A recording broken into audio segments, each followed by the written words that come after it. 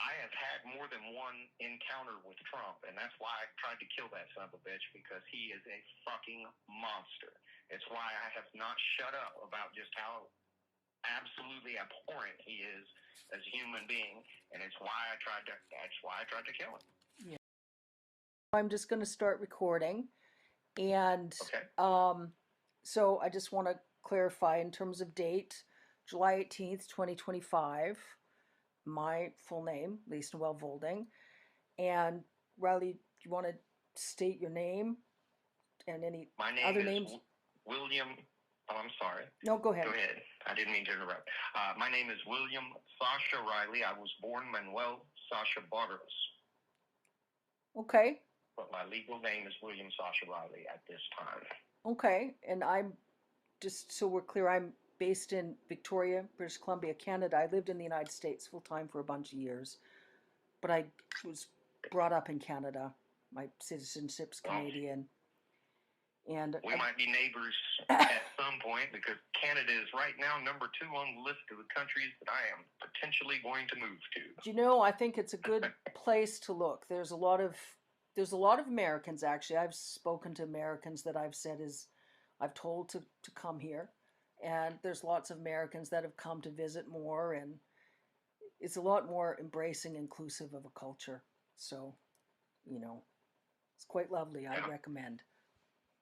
In terms of what my approach, really what I wanted to do is to just really a thorough discussion.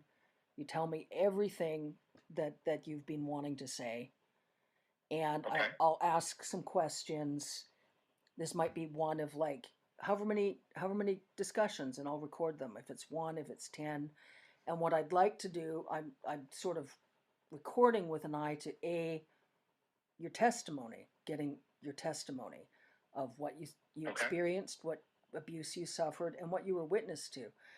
And an eye in terms of being able to get into a format in terms of affidavits, whether we look at getting help from the International Criminal Court, because obviously what, you and I have discussed already, there's definitely a whole whack of crimes that have been getting committed by a lot of folks, and is even a case where there could be crimes against humanity charges in regards to Trump. Okay. So, and what else I'd like to do is I'd like to look at whether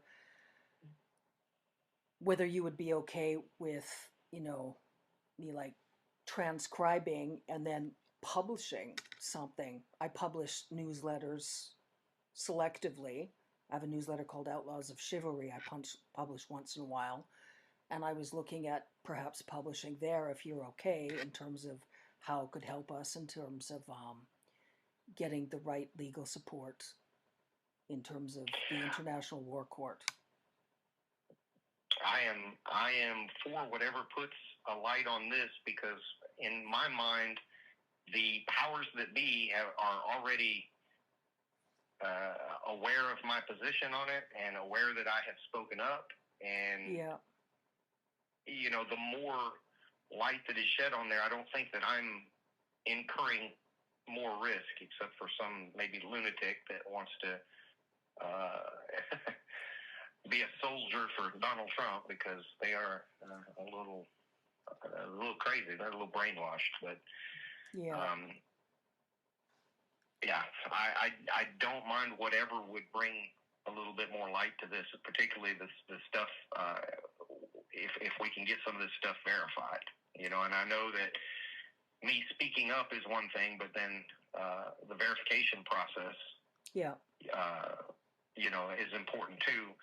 And I have read about software where, facial recognition software that taps into the banks of known cataloged child pornography. So if the films that they had me make can be verified, it's not something that I can go online, but I am confident that it's there, because somebody that I served with in the Army got put out of the Army for child pornography, and my chain of command talked to me, and they said, hey, some of these images, some of the films or whatever that he had looked just like you. And that was the first time I think I had ever talked to anybody about having done those films. And I told them, yes, when I was a child, I had to do those things. Yeah. So Let's talk a little bit I've more had, about that circumstance. Like, so you were in okay. the Army. What years were you in the Army then? This would have been my second time in the Army. I rejoined in, 2002. Yeah. And I retired in 2016. I was in from 91 to 98 as well. So I did a little over 21 years. But the time frame that they pulled me into the office and discussed that would have been around 2008, 2009 time frame. It was obviously in garrison, so it was between deployments. Yeah. So around that time is when they talked to me, and yeah, I can just remember. I can remember telling them that I knew it was out there. There was nothing I could do about it, and thinking that there was really no way to go about, anything at that point. I didn't know what I could do about it, if anything. Yeah. So it was from when our emails, the it was one of the fellow soldiers that was caught with a bunch of child pornography, and then your commanding officer pulled you into the office to go through and said they'd seen you in the films. I did not look at any of the films. All they said was, hey, we had to look at some of this stuff, and one of those people looks just like you. And that's the first time that I had, I think, ever really spoken about it. And I said, yes, those are probably me. But I did not personally see them. But they described something that I knew that I had been a part of. Yeah. Can you talk about that a little bit? Here's what it more? was. Yeah. They pulled me in. I can remember First Sergeant Bayless was kind of red-faced, and he said, "Have you ever made a movie with a black girl?" And that obviously was. I mean, I'm not a movie star, so obviously that's a very odd question, and I knew exactly what he was talking about when he said that. Mm-hmm. So I said yes. So he said, "Okay, well, we have found some images that are of a sexually explicit nature on another soldier's computer, I think, and they look like you." And I said, "Well, they are me." So he said, "And you look underage." I think from that was part of their investigation to confirm that the images of the participants in these films were underage. Mm-hmm. So, that was just a secondary verification that, I was only 12 or 13 at the time of that film, maybe even 11. So, I mean, obviously I'm not an adult.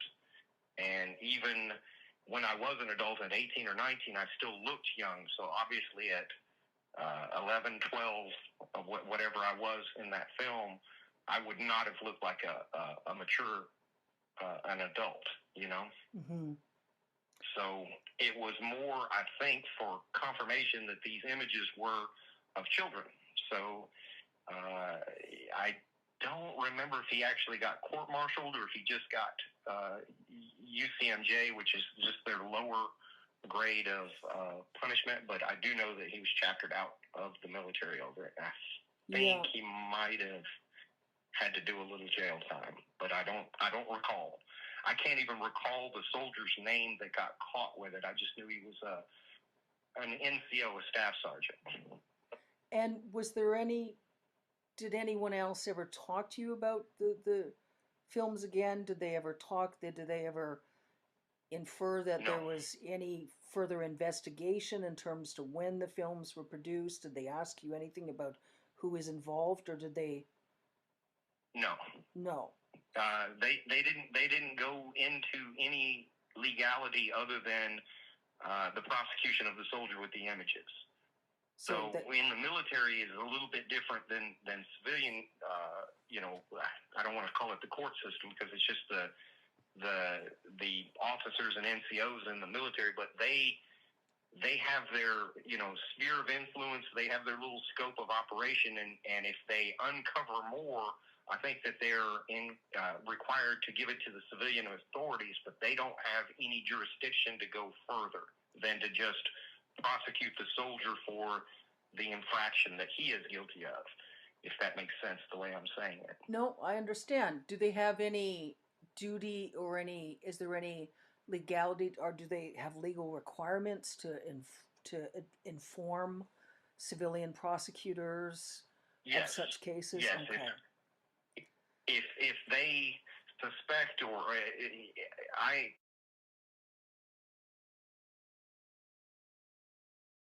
if there's additional wrongdoing that is outside of their scope of being able to prosecute, and in this case to hold the individual soldier accountable for having this material that he's not supposed to have, Yeah.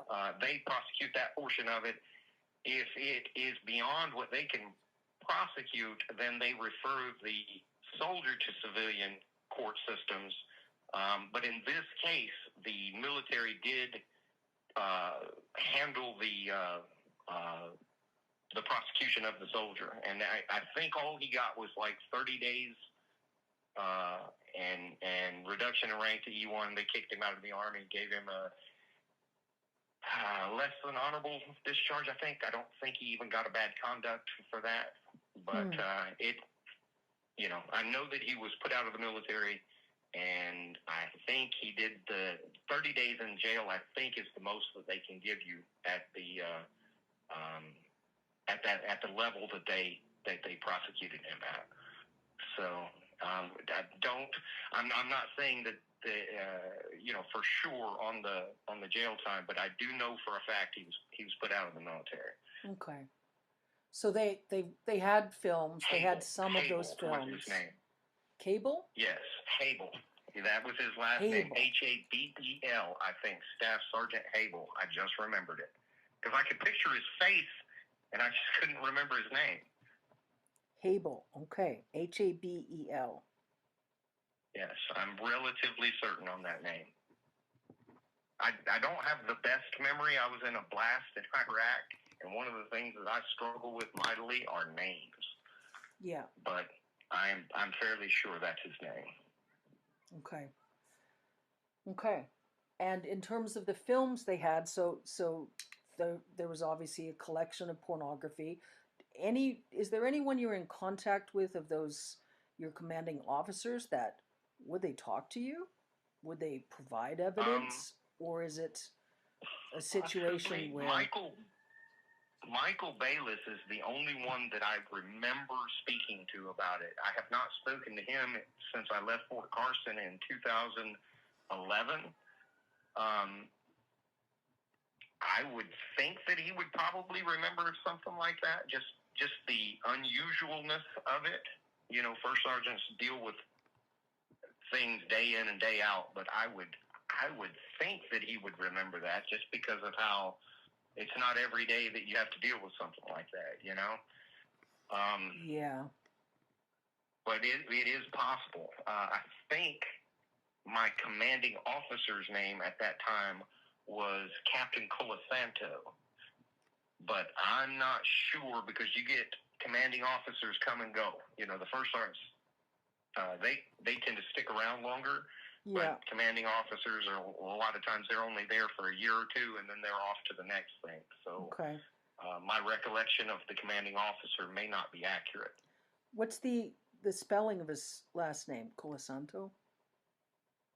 Cola, COLASANTO. Okay. Saint Cola. Yeah. Okay. Is there anything else you think would be helpful to talk about right now about then, the time frame? That was the first time anyone had ever mentioned to you anything about the films other than when you were involved in filming? Is that accurate? Yes. Okay. Yes. The first time that I can recall anybody that it ever coming up, I always knew that they were,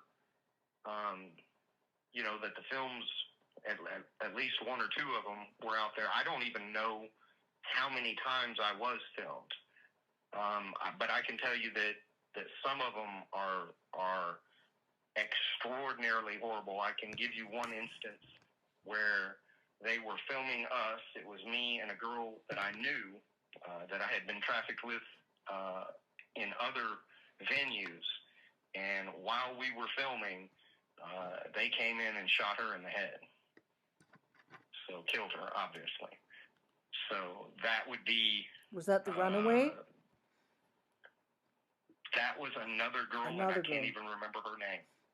Yeah. The runaway was tortured to death in a duplex in Enterprise, Alabama.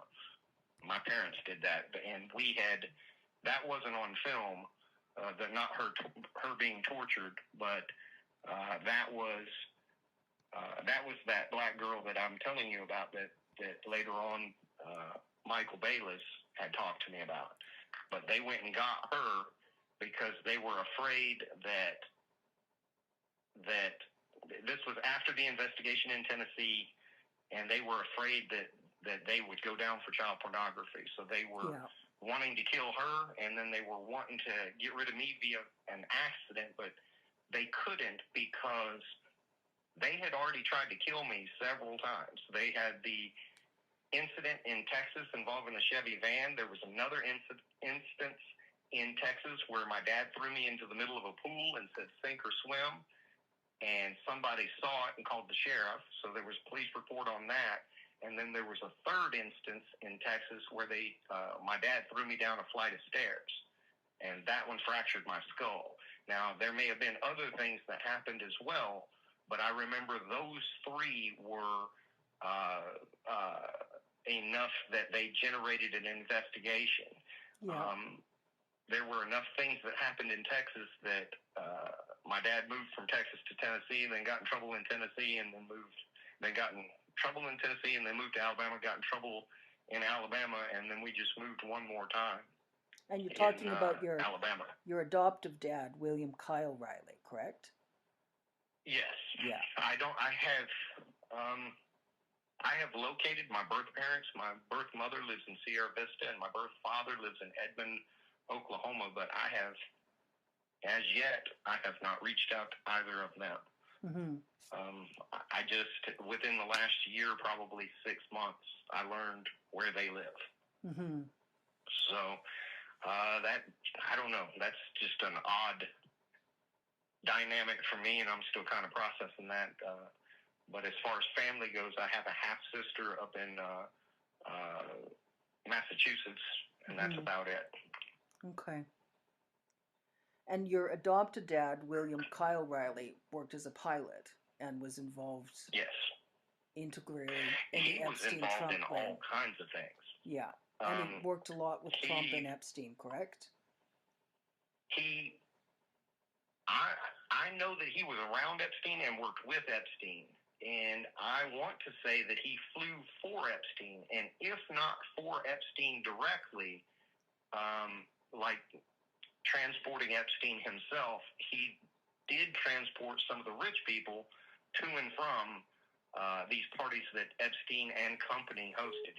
It wasn't just him. It was kind of a cabal of several people, and Epstein was the lead coordinator, maybe you would call it. But it's much more than just him as an individual. You know, it was people like him, like Trump, other people, and I can't remember, like how many, but he was handy to have around because he was a part of the process, and he isn't just like an airline pilot or something like that. He can fly anything. He can fly helicopters, fixed wing, smaller aircraft, larger aircraft. I mean, he's that pilot, that multi-purpose guy that could transport whatever you needed. Okay. So and I don't know if he ever got into the drugs. I can remember him talking at one point, and he had refused to do a drug run, basically, and somebody else took that drug run, and they got busted. Yeah. So I don't know what kind of aircraft it was or whatever, and it was around Florida that guy got busted. Maybe he flew down to the Virgin Islands or something like that. I can't remember these specific details, but I can remember the conversation that my dad had talking about, thank God I didn't take that. And because the guy got busted and he wound up, huge amount of charges, 25 to life or whatever the heck he got. But I can remember from his perspective being nervous because the people that he was working with, he was scared that they were going to set him up to take the fall for something, to just get rid of him, because he had been involved in so much other criminality that he was really nervous about taking on anything else. I know that's kind of word salad the way that I said it, but I think you kind of understand what I'm saying. I do. No, I understand. I understand perfectly. So your dad would obviously, my understanding is your dad was the kind of pilot that those sort of criminals would want to use, because they could use him to fly anything in any situation. Yep. To airlift Trump out, like you said, when you almost killed Trump, when Trump was assaulting you, or I don't fly think my dad was the pilot in that one. He wasn't the pilot in that case? That kind of pilot, absolutely. Okay. I'm sorry, I didn't mean to interrupt. But... No, that's okay. So, yeah, I've got, I've spoken to folks that, they look for those sorts of pilots. They want pilots that can get guests of traffickers into situations in and out discreetly, trafficking victims in and out of situations discreetly, and victims that they've killed out of situations discreetly, all sorts of nonsense. So seems like and that's what he did. He shuttled the people, but I can remember him not wanting to cross the bridge over to running drugs. Yeah. Because in his mind, if he got caught with some people, he could just play dumb, and I was just transporting this guy's kid to, from the, here to there. I didn't know anything. So did your dad... I go ahead. Did your dad transport the victims most often? Oh, absolutely. So more victims than guests. I don't want to call them guests. I would say more guests than victims, okay. But he definitely transported both. Okay. And that was either directly for Epstein, like wasn't transporting Epstein so much as Epstein's victims and Epstein's guests. And the clients. Okay, yes. The clients. But he was definitely around Epstein. I can remember the one time that I can remember meeting both of them, and I can't even remember Jeffrey hardly at all, but I can remember the conversation in the car where they kept asking how to say Ghislaine's name because it was unusual, and during that meeting, my mom wanted to get the name right, for whatever. That was important to her, Yeah.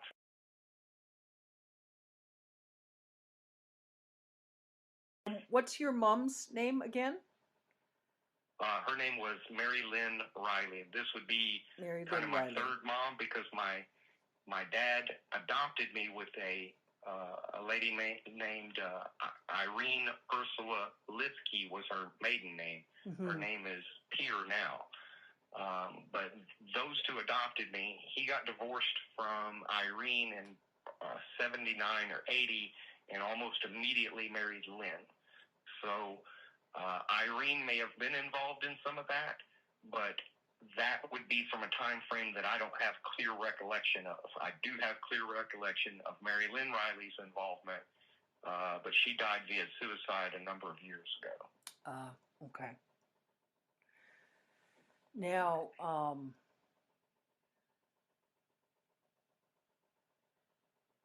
what are you most comfortable to talk about next? I mean, well, let me ask some more questions in terms of the...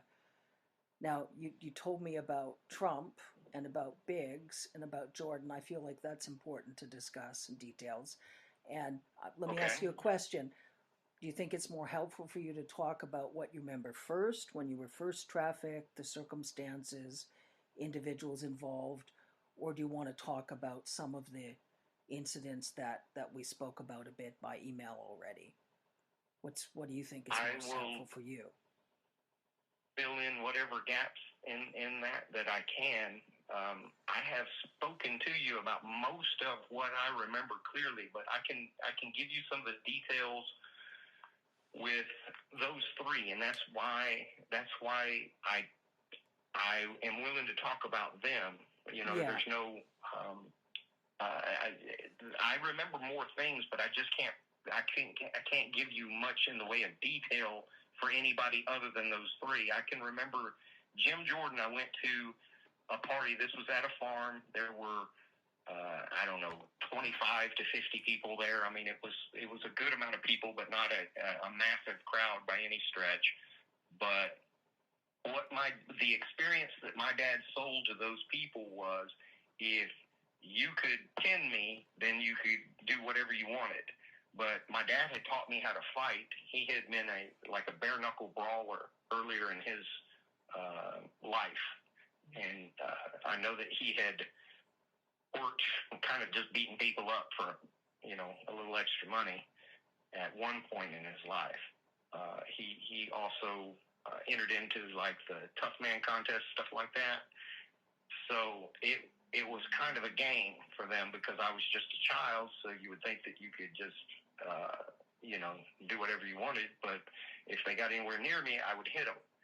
And by the time that Jim Jordan assaulted me, I was old enough that those adults, most of them not being athletic in any way, these are people that, they're not fighters by any stretch. Mm-hmm. They couldn't get anywhere near me, and Jim Jordan just sort of rushed me and tackled me, and I might have known how to fight, but I didn't know how to wrestle.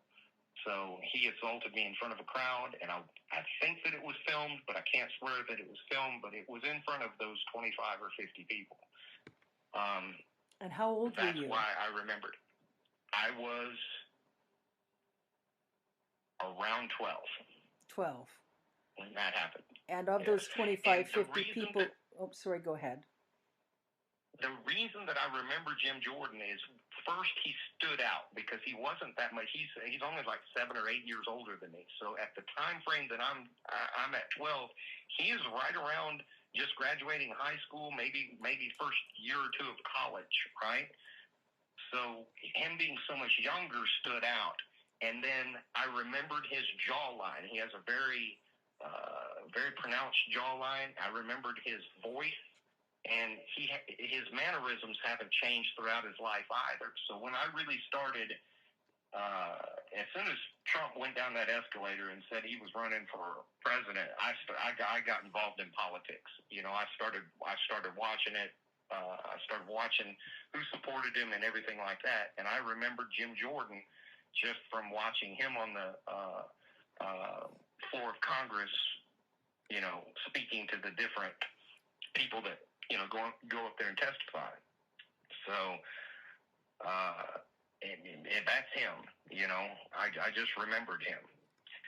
So yeah, I know that's not a lot, but you give me a polygraph, I'm going to take it, because I'm 100% sure that it was him. Mm-hmm. And Andy Biggs, I remember, because on the way to this, they took me to a house. This wasn't at a party. This was later, after I had assaulted Trump, and it was kind of a punishment type of thing, where he was going to get to assault me and I guess not pay my parents, and he got to do whatever he wanted.